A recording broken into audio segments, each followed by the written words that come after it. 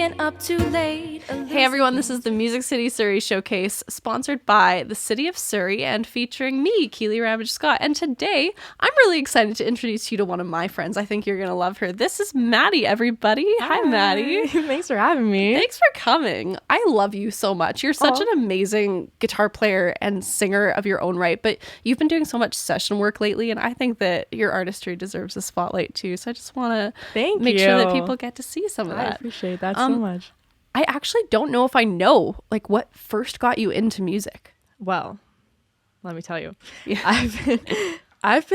Music's been a big part of my life, like for as long as I can remember. My parents and my grandparents, they're all into music. They love music.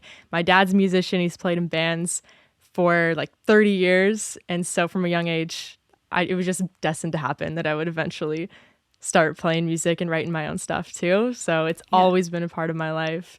But for me, I guess it started, I was around 7 when I started taking piano lessons, then transitioned into guitar. And now I've been doing that for about 11 or 12 years, which is a long time, but it's been really fun. Yeah. Did you study it outside of like growing up at all, or? Yeah. So I was completely self-taught all through elementary school and high school. And then during the pandemic, I did some online courses through Berkeley. So I did 2 years of that in music production, and then blues guitar and jazz guitar, and just guitar theory, like chord theory and stuff. Yeah. So that was very helpful to kind of tie everything together. We're just really going crazy. Were you writing before you started like learning more technical guitar aspects, or? Yeah, a little bit. It's definitely gotten a lot better after getting a bit of an education on it. Yeah. But writing's always been something I've done from a young age as well. Do you find the instrument drives your songwriting process, or that the vocals and the lyrics do first?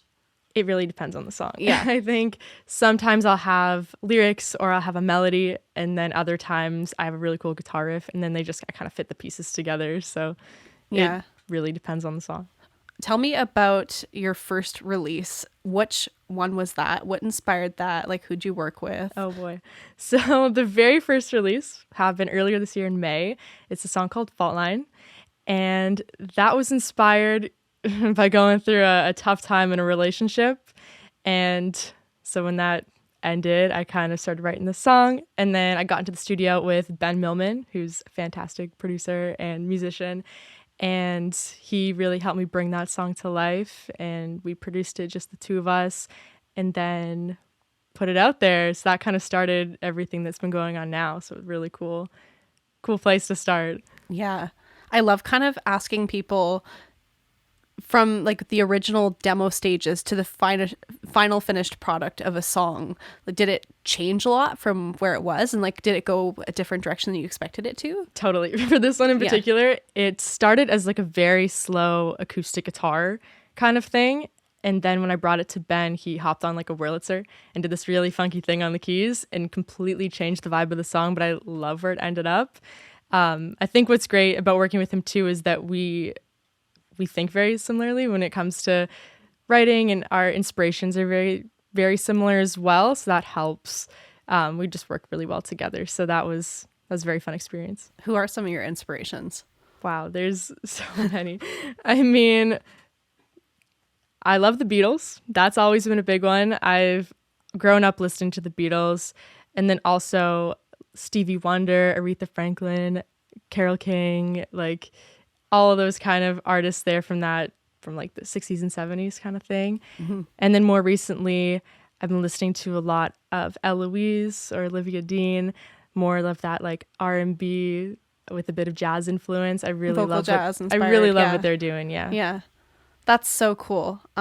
So when it comes to like collaboration, I know you mentioned Ben a lot, but do you have any other like key collaborators or people that you love working with, or are you more of a solo process? I know that you play a lot of session and you worked with a lot of other people, and I know that you've posted a lot of cool covers with other people on TikToks and stuff like that. Like, tell me about like your experience working with others in music. Working with others has been the best, honestly, because everybody comes from a different background and a different style of music. So I find that it really challenges me to dive into different genres and learn different things.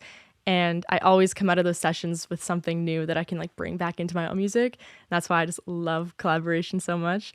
For my stuff in particular, I've really liked working with some of the members of the band Bungalow, which includes Ben, but Jumil and Alvin and Trent. I haven't worked with Alvin yet, but the other two guys have had a massive impact on my work as well. We all kind of get into the studio together. They're a fantastic group and they're very, very good musicians. So it's been really fun getting the opportunity to work with them and have them collaborate on my tracks. Yeah. So the tracks that you're working on, they're going to be a finished product, an EP, right? Do you have everything kind of done, or? We're getting there. We're We're getting really there. close. Yeah. Yeah. This in the next 2 weeks, I'm going to record the last 2 songs, and then I'm hoping to get the full project out next spring. So spring 2024. Did you have all the songs kind of at least started when you started working on the EP, or did they all kind of come with the process? So like, was there a theme that you stuck to? Yeah, it's kind of a breakup EP, to be honest. Yeah, so I was very, as tough as that kind of situation is, it's brought a lot of inspiration into my writing, and I'm just going to keep writing about it until I run out of ideas, because it's given me lots of content and a lot of different ideas to work from. So yeah, I'm hoping it'll be about 5 or 6 songs when we're done. And yeah, I'm very excited. I'm trying to have each song feel like it's a little bit different as far as genre and everything. So Yeah. some of them are a little more rock driven, others more R&B driven. So I think it's going to be cool when it all comes together. That's going to be such a fun project. And hey, like, people wouldn't write about breakups if they weren't relatable to everyone else. That too. I hope someone can relate to this. Yeah, that's going to be awesome. Okay, so if you had one piece of advice for someone who's just starting out in music, whether they want to be a session player or whether they want to work on their own projects, what would it be? Wow, that's a good question. Honestly, just like say yes to things, like get involved in things. Don't be afraid to collaborate with new people. It really will push you to get better and learn new things. At least in my experience, networking has been huge, just in the way of like being able to play with new people. It opens a lot of doors and also a lot of great friendships as well. So yeah, just try to get involved and stay a part of that community. And I think at least here, like in Surrey and in Vancouver, there is such a great community. So I've been very, very grateful to be welcomed into that. Yeah, especially since you only started releasing music earlier this year, and it sounds like you've already made some great connections with some incredible people in the community too. Yeah, it's been great. Yeah. Well, thanks for joining me. I love having you here. This was a lot of fun. Where can people find you online and stream your music? So on all streaming platforms, just MADDY LOFVENDAHL. Same with Instagram, YouTube, wherever, TikTok, wherever you look for content, it's just under my name. So cool. All right. Well, I can't wait to hear you play a song. And for everyone at home, thanks for joining us again for the Music City Surrey Showcase. I will see you in the next video.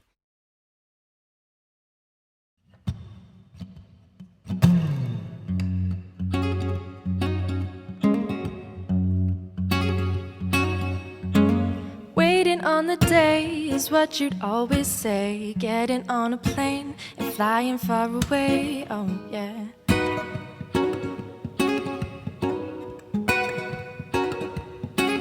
Practicing your lines, maybe time is on our side. And sure of the next scene, fall into a routine. Oh yeah.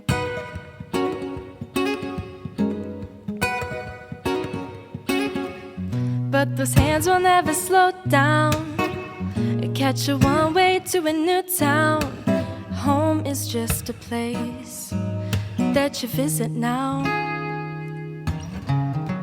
I can't say if we are meant to be. Maybe we're somewhere in between. I hope one day you realize that I can't always read your mind. The day's done, but I still wonder why.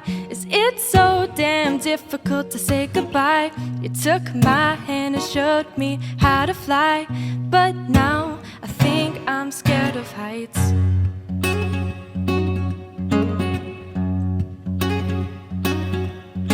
Staying up too late, a losing game to fate. 3 time zones out of reach, so tired of losing sleep. Oh yeah.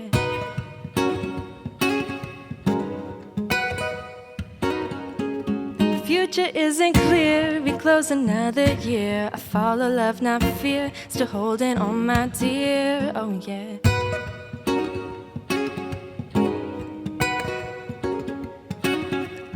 But our hands will never never slowed down.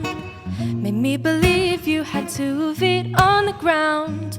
Home is just a place without you now. Can't say if we are meant to be. Maybe we're somewhere in between. I hope one day you realize that I can't always read your mind. The day's done, but I still wonder why. Is it so damn difficult to say goodbye? You took my hand and showed me how to fly, but now I think I'm scared of heights, and I wonder if we'll meet again. It's hard to think I've lost a friend.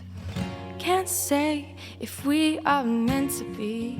Maybe we're somewhere in between. I hope one day you realize that I can't always read your mind. The day's done, but I still wonder why. Is it so damn difficult to say goodbye? You took my hand and showed me how to fly, but now I think I'm scared of heights.